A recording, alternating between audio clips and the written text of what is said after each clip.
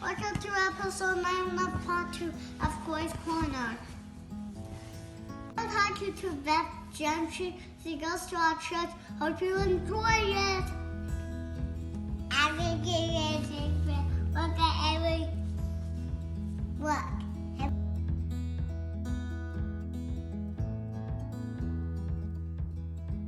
I do know my triggers, and I do have coping skills. I have a beautiful little journal that I wrote in rehab, and it's what to do in every situation. And one of those that people often forget is what to do when a loved one dies, and that's most people relapse over that. And so I tell my family when someone really close to me passes away, don't let me leave the house by myself. Let me go through pictures, let me write the obituary, let me do as much as I can, keep me busy. But, my family knows my triggers, they know my coping skills. But that was, going through the quarantine, was getting high was number one. Because when you stay awake the whole time, and I didn't want to be awake, I wanted to sleep and it be over, like that song, Wake Me Up in September Ends, like, come on, are we done with this? Kevin was like, you haven't been able to serve. He goes, for a month, you've not been able to do anything for anybody. And so there was a friend of mine that she had a family member pass away. And I said, can I bring you food? Can I cater it in? Can I do something? And she's like, I said, I make a mean lasagna, and she's like, you can bring us lasagna, would be great. So I got to bring a lasagna. There's a dear friend from New Hope that hurt her back and was bedridden. And I'm like, let me cook dinner for her. And then there's also another beautiful girl that reached out to me, and she goes, I get your depression. I'm struggling too. And I'm like, you like lasagna? And she's like, oh yeah. I'm like, let me bring dinner. So I cooked lasagna for 4 families. I'm talking salad, green beans, bread, desserts, everything. And I got to bring it to them. And I have been like good ever since then. So I had to do stuff for people. What you're describing there is that notion that recovery rooms will pound you with. You start getting sorry for yourself, get outside yourself. Right. Go do something for someone else. Go focus on someone else's issues. And honestly, really cool to hear you walk through that series of events, because to identify on the front end the love languages and serving and giving. I in that same vein was real worried in those first weeks and month of quarantine, mostly not for myself, but just in general. Like, this is the worst case scenario for people in recovery. Well, and alcohol and drug sales have skyrocketed. It is bad for them because they can't go to meetings. They couldn't. So what do you do? And no one can see me if I'm at home having a drink. It's okay. And that's Satan. It's not okay. It has to be redirected somewhere. Yeah, definitely. And to find those healthy areas, and lasagna, delicious way to help somebody. So you can't go wrong with lasagna, hard to beat.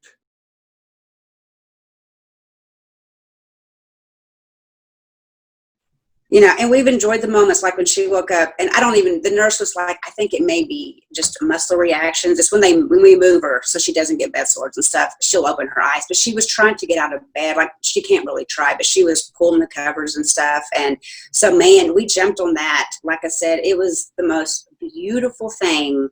Everyone in there singing to her and praying and reading scriptures. And so that's a beautiful moment. And I would have hated not to have that.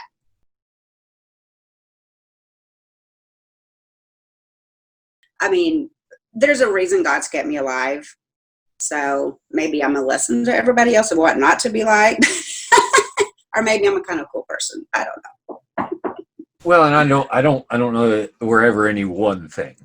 We a multitude of those. And I mean, truthfully, people like you and I have had opportunities to contemplate what that aspect of life looks like in much more realistic terms, much more close to the actual threshold of, oh no, this is what happens if you go one more inch, second down this path.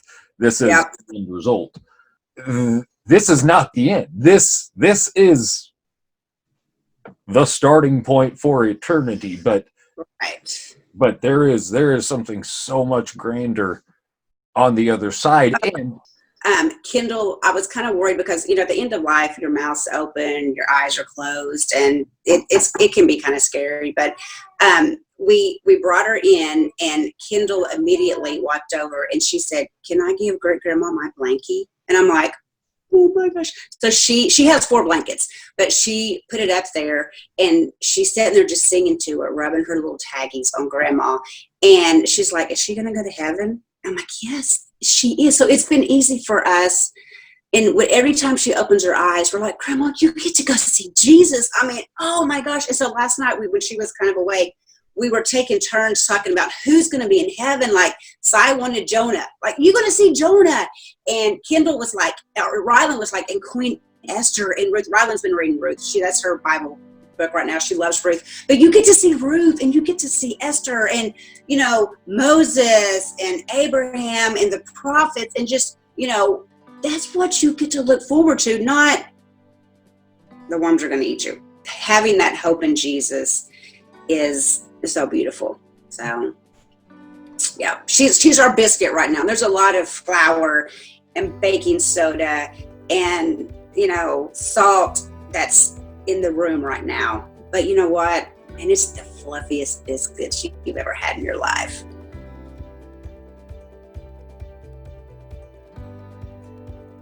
What a healthy and fruitful way to be able to process. Not that it ever is easy, and not that it's not going to hurt, and not that there won't be tears. Oh, yeah. Not that all that stuff's not going to come with it. But to process it, because for a child, they need to know, they need to have an understanding, and they're not going to stop asking questions. If you're not the one that's giving them the answer, they're going to just look elsewhere.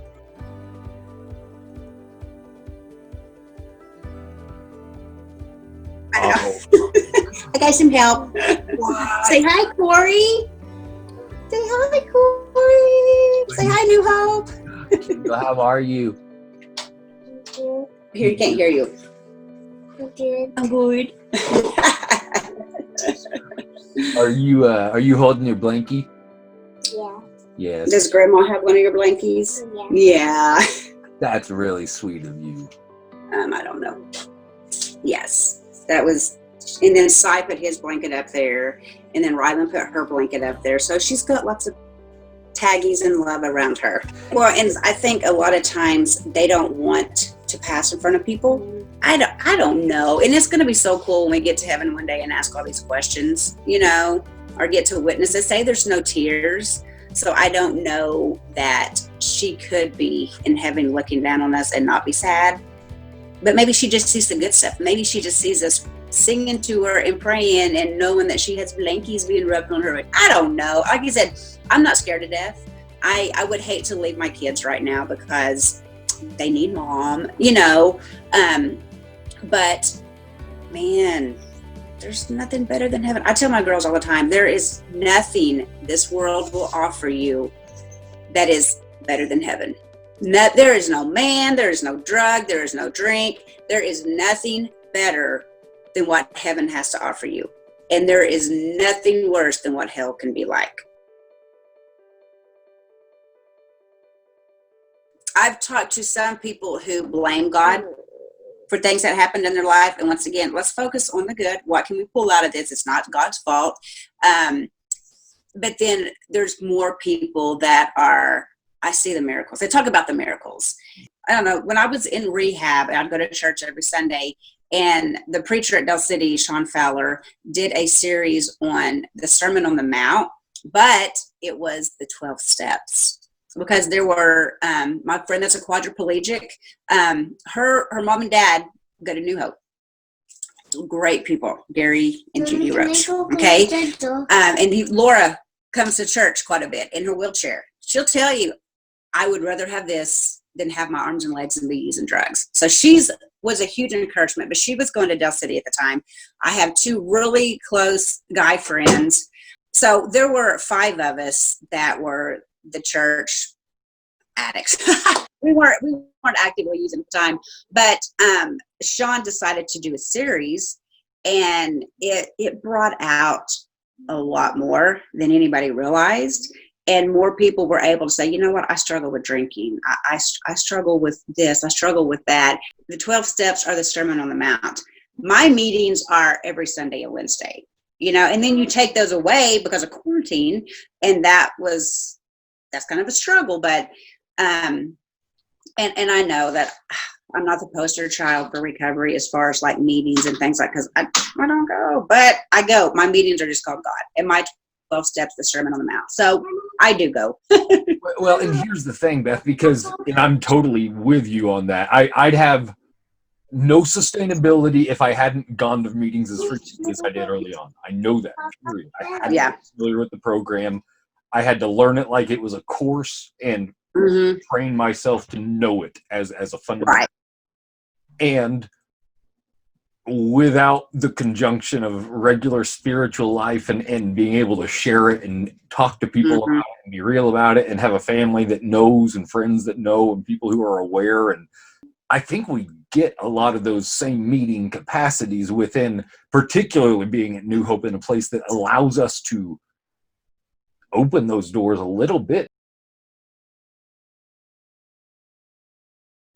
The stigma, you talked about the stigma, how it's kind of changed, but I think more people are able to open up and be honest. Like somebody told me one time, they were like, everywhere you go, people know you're a drug addict. That's a first, it comes up. Well, people are like, oh, what's that date on your arm? It's my clean date. And, my tattoos are my ministry, but, some of them are, but I do share with people because it's not bragging like, oh, let me tell you about the hell I drug my family through. No, it's not bragging. It's, I've been there.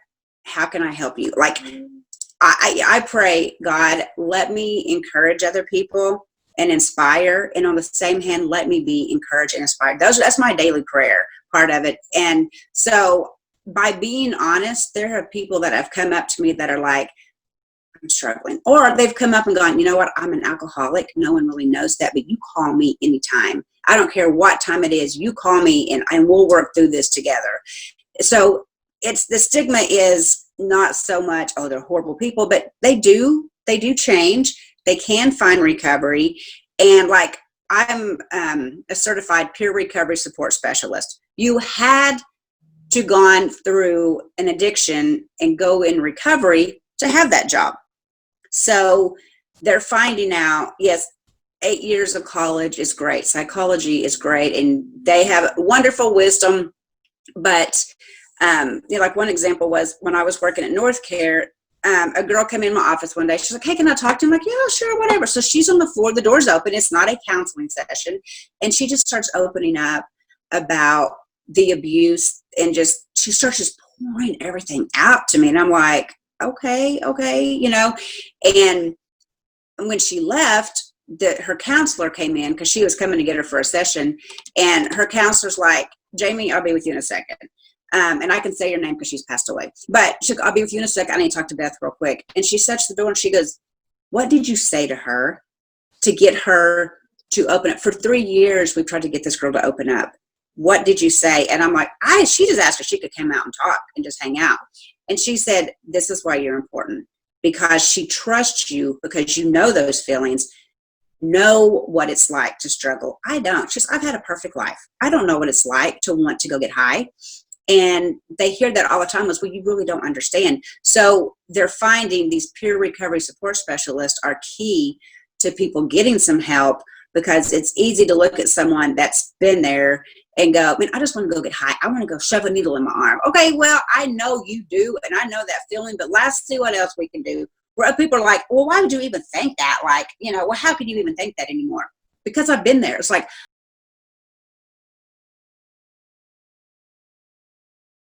I can sit here and describe the ocean. Like I can tell you what the warm sand feels like under your feet, between your toes. The sound of the wave crashing is so relaxing. The pattern, the foam from the waves hitting your feet, the warm sunshine, the seaweed. I can describe an ocean because I've been there.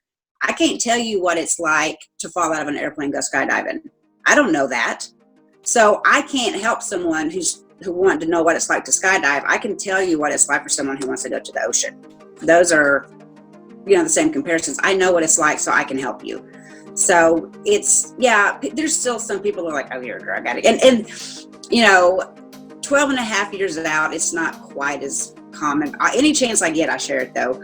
But like Rylan met a new little friend that lives in our neighborhood.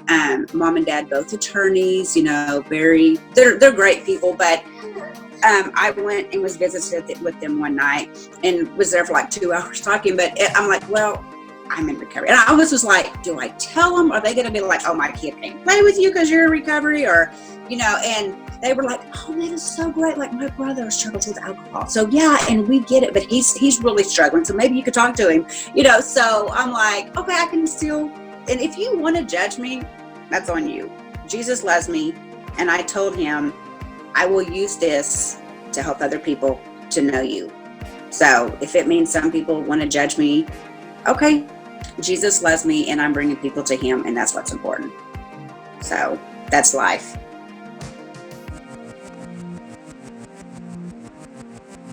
So our testimony is, was our test, and, our mess is somebody else's message. And, it's just like Paul. I mean, dude, and I know people in the rooms that, didn't really know God, or they blame God, or I heard so much, how can God ever forgive me? I'm like, you've heard of a guy named Paul? Yeah, he can forgive. How can he forgive you? How can he not? He loves you. You are his creation. Okay. He created. Sometimes your biscuits are kind of ugly and they're bumpy or whatever, but you're still his biscuit. So yeah, he loves you. And I've had people, and I'm not bragging by any means. It's all God. It's all God using me. But I've had people that were like, I never knew God until you shared your message with me. I'm like, well, that's the point of it. I don't think God created me and was like, I think at 31, you're going to start doing meth, and you're going to do a lot of it, and you're going to sell it, and you're going to get in so much trouble, and then it's going to be okay. I don't think that's why I was created. But when I went down this path, he was like, he has a meeting with Satan, and he's like, look, you can't have her. Okay. Just watch her. She's mine. So, and like I said, my guardian angel, she's so bruised and beat up, and she's got tape on her wings, and her halo's crooked, and she's probably got a cane by now. But she worked hard, and she fought for me, and I can show them Jesus, and which is important. You don't think you can't help someone because you can. Like I said, there were people that said things to me during my addiction that they thought didn't matter, that I still remember the words they said. I don't know how I remember them, but I still remember what they said. So don't ever think because you're not, have a struggle that you can't help somebody. You can, but God's going to use you. Just let him. But yeah, I appreciate it. All right. Well, thank you. Enjoy the rest of your day. Thanks, you too, Corey. Bye.